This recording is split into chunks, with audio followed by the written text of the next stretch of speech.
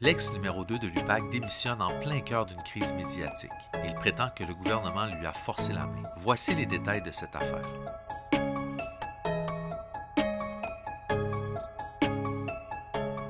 Trois articles de journaux sont au cœur de la tourmente. Ces trois articles remettent en doute l'intégrité du numéro 2 de l'unité anticorruption du gouvernement. Le jour de la parution du troisième article, le gouvernement appelle l'ex numéro 2 de l'UPAC et lui donne deux avenues, la démission ou la destitution.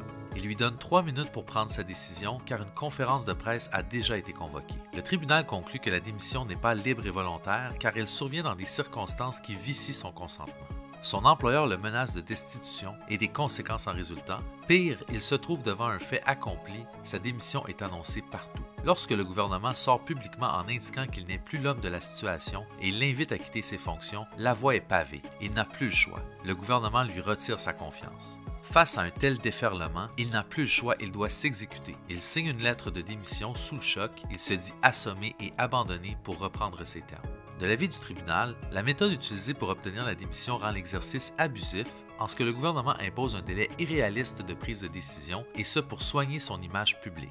L'ex numéro 2 de l'UPAC n'avait pas l'intention de démissionner, il a plutôt été obligé de le faire. L'actualité judiciaire vous intéresse? Abonnez-vous à la chaîne pour ne pas manquer nos vidéos hebdomadaires.